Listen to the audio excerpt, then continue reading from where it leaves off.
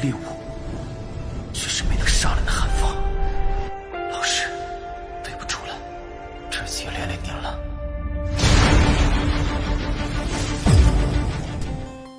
Hey, what's up guys? Selamat datang di Animasi Donghua Spoiler. Oke, bagi teman-teman yang baru join atau baru bergabung, jangan lupa klik tombol like-nya dan tombol subscribe-nya ya. Jangan lupa. Oke, sebelum kita memulai video ini, kita jangan lupa untuk seruput kopinya, kencangkan sabuk pengaman. Mari kita mulai.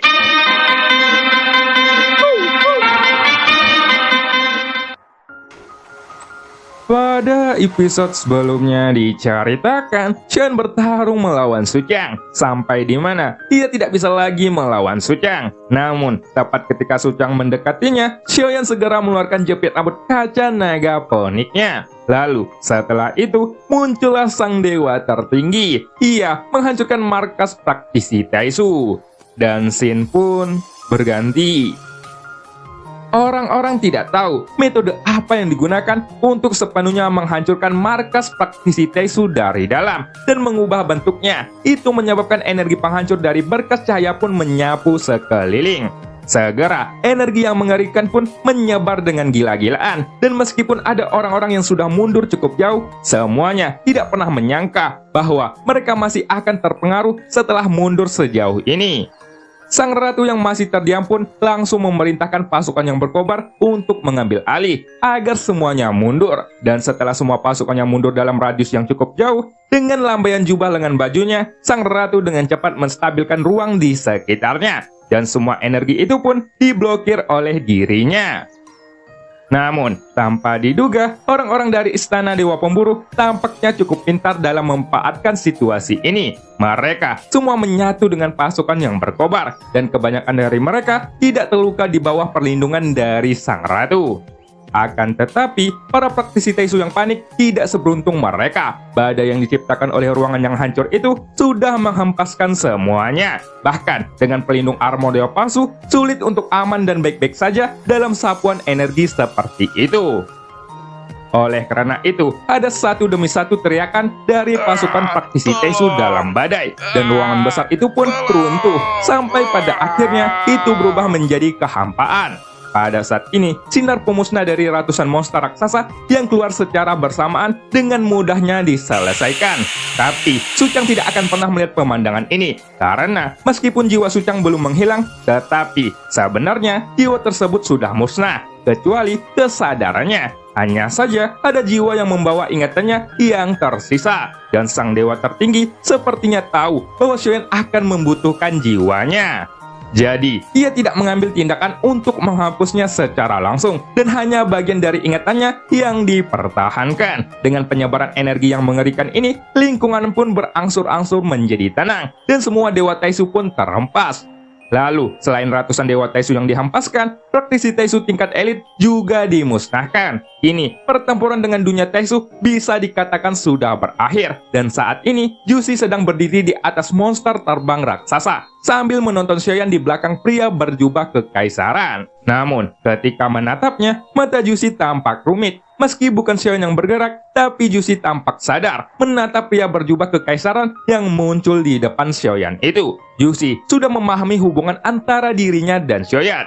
Meskipun kekuatan Xion memang tidak sehebat dirinya, Xion memiliki begitu banyak keberadaan yang mengerikan di sekitarnya. Berkah dan identitasnya terbukti dengan sendirinya. Jushi pun mengepalkan tinjunya dengan sangat erat. Jika dia menundukkan kepalanya saat ini, dirinya akan rela menyerah dan menerima takdir ini. Meskipun Xion memang tidak terduga, tapi jika dia menyerah begitu saja, ia tidak akan rela. Akan tetapi, Jushi terus memiliki keraguan yang lebih dalam tentang dirinya sendiri. Siapa itu Xion dan siapa dirinya? Dan mengapa mereka begitu mirip? Bahkan, alis pria berjubah kekaisaran yang kuat itu juga sangat mirip. Di mata Jushi, semua ini adalah misteri yang sangat besar. Sejak aku punya ingatan, seingatku, aku tidak pernah memiliki orang tua. Sepertinya aku bisa menemukan jawabannya di sini. Gumam Jushi sambil memandang Xion yang sedang duduk bersila di depan pria berjubah kekaisaran itu. Tidak peduli apapun hasilnya, mata Jushi kini penuh dengan cahaya yang cerah. Setidaknya, ia tidak lagi mempunyai teka-teki tanpa tujuan yang tertinggal di dalam benaknya selama tahun yang tak terhitung jumlahnya. Setelah semuanya tenang, sang ratu pun melangkah maju sedikit dengan kaki teratainya yang indah. Sosoknya menghilang dalam sekejap, dan ketika dia muncul kembali, dia sudah berada di depan sang dewa tertinggi dengan tubuhnya yang bergetar ketika dia mendekatinya. Terima kasih, ucap sang dewa tertinggi. Tanpa diduga, sebelum sang ratu bisa membuka mulutnya untuk berbicara, suara lembut sang dewa tertinggi adalah yang pertama keluar. Dan sang ratu pun tiba-tiba mengangkat kepalanya ketika dia mendengarkan kata-kata itu. Air matanya sudah mengalir memenuhi pipinya, dan air mata itu jatuh dengan tidak berhenti-henti dari wajahnya yang cantik. Jelas, dia sangat sedih. Sang ratu bahkan mengabaikan semua orang dan segalanya. Dia langsung membanting tubuhnya ke pelukan sang dewa tertinggi seperti rusa yang menderita tembakan yang tak terhitung jumlahnya. Detik berikutnya, tangisan sang ratu akhirnya dilepaskan dalam pelukan sang dewa tertinggi. Dia menangis seperti anak kecil yang belum memiliki beban hidup. Dan tampaknya dia tidak akan pernah memperlihatkan sisi ini lagi selamanya. Setelah beberapa lama, sang ratu pun mendorong tubuh sang dewa tertinggi dengan sangat keras, lalu mengangkat telapak tangannya yang ramping dan mengayunkannya ke arah wajah sang dewa tertinggi. Akan tetapi, kelima jari itu malah melayang pada jarak 2 jari dari wajah sang dewa tertinggi, dan tiba-tiba itu pun berhenti. Segera, wajah cantiknya memerah, dan sang ratu tampaknya merasakan patah hati. Dia tidak lagi menyendiri saat ini. Bahkan, jika dia hidup dengan bangga dan tidak memiliki arah, dirinya masih mempunyai emosi dan keinginan dari lubuk hatinya. Sang ratu masih memiliki beberapa harapan yang dalam, dan harapan itu adalah sosok dewa tertinggi yang tersembunyi di balik kekuatannya. Kamu pembohong. Kamu jelas sudah berjanji kepadaku bahwa kamu akan kembali, ucap sang ratu. Setelah mengatakan ini, sang ratu kembali menangis dengan adanya perasaan rindu yang tak tertahankan. Bertahun-tahun yang tak terhitung jumlahnya, akhirnya perasaan itu benar-benar dilepaskan untuk saat ini. Lalu, ketika sang dewa tertinggi memandangi sang ratu yang tengah patah hati, dia mengulurkan lengannya dan memeluk wanita yang sedang menangis itu. Lalu ia pun kembali berkata, Yuan maafkan aku, ucap sang dewa tertinggi. Tanpa diduga, dua kata sederhana yang keluar dari mulut pria berjubah kekaisaran itu langsung membuat wanita di pelukannya menangis lebih keras. Bagaimana mungkin dirinya tidak mengerti sosok dewa tertinggi ini, bahkan jika dia adalah seorang ratu penguasa dunia Suanyin. Karena semakin besar kemampuannya, semakin besar pula tanggung jawabannya, dan posisinya sudah lama dipertahankan. Sang ratu jelas tidak pernah memahami ini. Jika dia putus asa, dia bisa meninggalkan segalanya untuk mengejar sosok dewa tertinggi. Tetapi di belakangnya ada dunia Suanyin, dan seperti sang dewa tertinggi, ia akhirnya memilih untuk menjaganya. Tidak apa-apa jika kamu bukan datang untuk bertemu denganku, tetapi mengapa kamu ingin kembali? Aku tidak percaya kamu tidak ingin seseorang yang sudah membunuhmu mati, ucap sang ratu. Pada saat ini, isik tangis sang ratu berangsur-angsur merada, dan dia ingin mengetahui jawabannya, dan bahkan lebih ingin tahu mengapa sang dewa tertinggi menjadi seperti ini. Akan tetapi, sang ratu sebenarnya sudah mengetahuinya di dalam hatinya. Namun, jawabannya adalah sesuatu yang tidak ingin ia terima. Yuan aku telah menggunakan kekuatan dunia sensi untuk menghitung selama 10.000 tahun, dan metode yang tak terhitung jumlahnya. Aku juga memperoleh hasil yang tak terhitung jumlahnya. Tetapi, di antara hasil yang tak terhitung jumlahnya ini, tidak ada yang aku inginkan, ucap sang dewa tertinggi. Bukannya aku tidak peduli dengan dunia Suanyin, tapi dunia sensi akan dihancurkan. Karena begitu, dunia sensi dikalahkan, semuanya akan sia-sia. Aku tidak punya kemampuan untuk menyelamatkan dunia sensi, dan aku juga tidak bisa menyelamatkanmu. Jadi, aku benar-benar minta maaf, ucap sang dewa tertinggi kembali. Suara sang dewa tertinggi terdengar jelas di telinga sang ratu, tetapi Xiaoyan yang sedang duduk bersila juga bisa mendengarnya, dan rupanya sang dewa tertinggi memang sengaja ingin Xiaoyan mendengarnya. Ketika aku sudah putus asa. Cahaya harapan pun terlahir. Dan untuk menyelamatkan dunia sensi, aku harus pergi ke langkah terakhir. Dan aku ingin mencobanya. Tetapi, aku tidak bisa melakukan langkah itu. Bahkan, jika aku mendapatkan semua keberuntungan, aku akan berhenti dalam setengah langkah. Dan tidak pernah ada cara untuk menyelesaikannya. Ucap sang dewa tertinggi kembali. Lalu, untuk mengambil langkah ini, aku membutuhkan keberuntunganku sendiri. Tapi, itu juga membutuhkan kemampuan jiwa yang lebih teguh. Aku belum pernah memikirkannya. Namun, dia memilikinya. Ucap sang dewa tertinggi sambil melirik Xiaoyan. Jadi, aku membuat keputusan yang berisiko dan menghitungnya dengan cara ini. Dan benar saja, dalam perhitungan yang tak terhitung jumlahnya selama 10.000 tahun, setidaknya itu benar-benar berhasil sekali. Ucap sang dewa tertinggi kembali. Pada saat ini, sang dewa tertinggi berkata dengan serius, dan sang ratu yang dipeluk erat di lengannya, dia masih terus mendengarkan suara lembut dan tajam dari sang dewa tertinggi ini. Terlihat bahwa perasaannya terhadap sang ratu tidak diragukan lagi. Yuan-er, kamu adalah wanitaku. Aku percaya kepadamu. Jadi, jangan salahkan aku. Ucap sang dewa tertinggi. Tangisan sang ratu sudah lama berhenti. Dia segera mengangkat kepalanya. Dan meskipun wajahnya ditutupi dengan warna merah, ada noda air mata yang tak terhitung jumlahnya di pipinya yang cantik. Dia masih mengangkat kepalanya untuk melihat wajah yang menatapnya dengan penuh kasih sayang itu. Setelah itu, sang ratu perlahan memperhatikan senyum manisnya dan mulai berkata, lupakan saja. Meskipun kamu adalah seorang penjahat, mengirimnya ke sini adalah sesuatu hadiah dan berkah bagiku. Ucap sang ratu sambil tersenyum, dan sang dewa tertinggi pun tiba-tiba terkejut ketika mendengar kata-kata itu. Sang dewa tertinggi langsung terdiam setelah beberapa saat, sebelum akhirnya dia pun bertanya, bagaimana dia memberimu kompensasi? Tanya sang dewa tertinggi dengan ekspresi serius. Aku sudah melakukan adegan mantap-mantapan dengannya. Ucap sang ratu sambil mengulurkan tangannya dan membuat gerakan tegas di depan dewa tertinggi.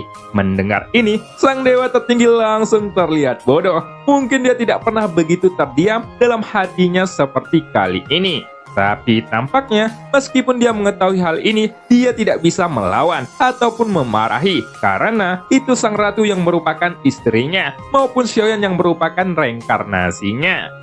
Akan tetapi, sang dewa tertinggi merasakan 10.000 ton ketidaknyamanan yang muncul di dalam hatinya setelah mendengar fakta ini. Tapi, di sisi lain, jika dia tahu bahwa sang ratu pernah hampir membuat Xiaoyan terbunuh, diperkirakan seluruh papan peti matinya tidak akan bisa menahannya. Apakah dia yang memaksamu? Ucap sang dewa tertinggi yang masih terus bertanya. Sang ratu pun menggelengkan kepalanya sambil tersenyum. Kemudian dia memandang dewa tertinggi dan berkata dengan wajahnya yang berubah menjadi sangat serius. Akulah yang memaksanya. Kamu harus tahu bahwa kekuatannya tidak cukup untuk menahan kekuatan dari salah satu warisan. Jadi aku langsung menekannya. Dan lalu ucap sang ratu. Berhenti berbicara lagi. Aku tidak ingin tahu sisanya. Ucap sang dewa tertinggi yang terbatuk 2 kali untuk menyela perkataan sang ratu. Apakah kamu cemburu? Bukankah dia adalah reinkarnasimu? Kamu adalah dia, dan dia adalah kamu. Jadi aku selalu menganggapnya sebagai dirimu. Ucap sang ratu sambil menyeringai. Sang ratu pun dengan main-main menggosok tubuhnya. Dia terlihat seperti wanita nakal yang sedang menggoda dewa tertinggi.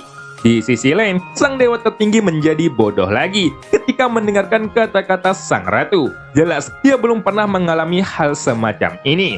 Sekarang, dia benar-benar tidak tahu harus berkata apa. Jika sang ratu yang dipaksa oleh Xiaoyan, mungkin dia bisa bereaksi dan sedikit menunjukkan kekesalannya. Tapi saat ini, tampaknya Xiaoyan adalah korbannya.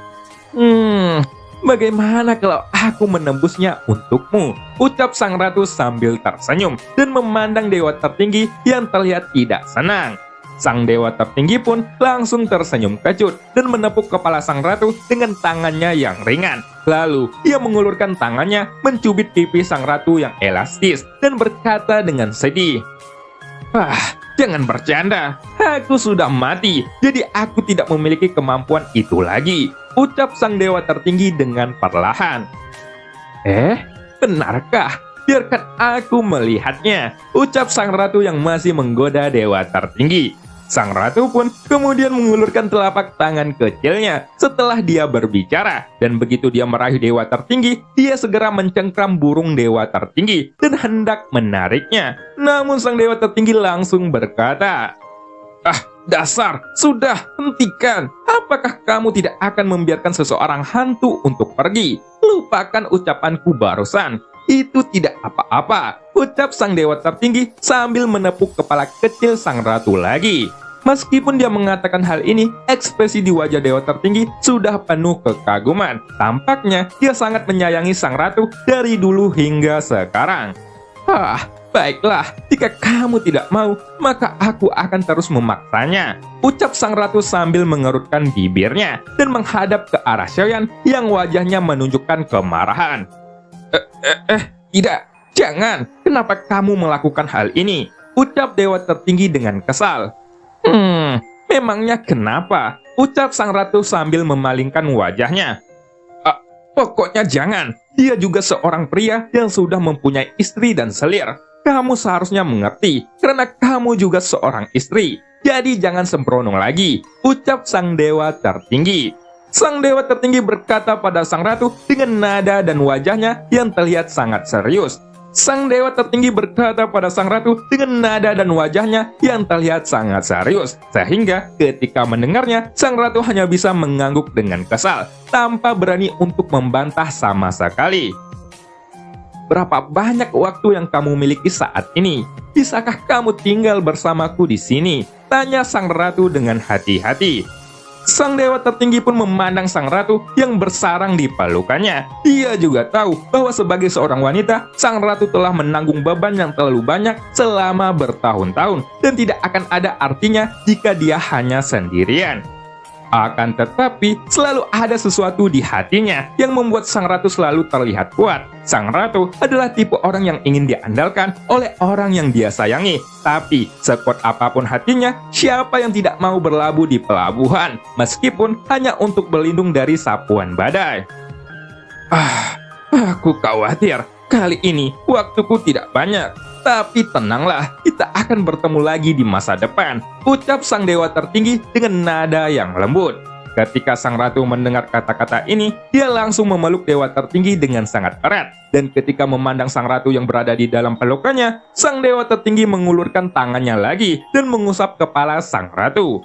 Setelah itu, sosoknya pun tiba-tiba berubah menjadi kabut tipis dan menghilang di udara. Hanya saja, setelah menghilangnya dewa tertinggi, sang ratu tidak melewatkan apapun, tetapi dia terdiam diri di tempatnya untuk waktu yang cukup lama. Waktu pun berlalu. Saat ini, sang ratu masih menundukkan kepalanya dan tidak bergerak. Dia tidak tahu berapa lama waktu yang telah berlalu. Dia hanya bisa menyekap pipinya, lalu perlahan mengangkat kepalanya dan memperlihatkan ekspresinya yang tiba-tiba serius.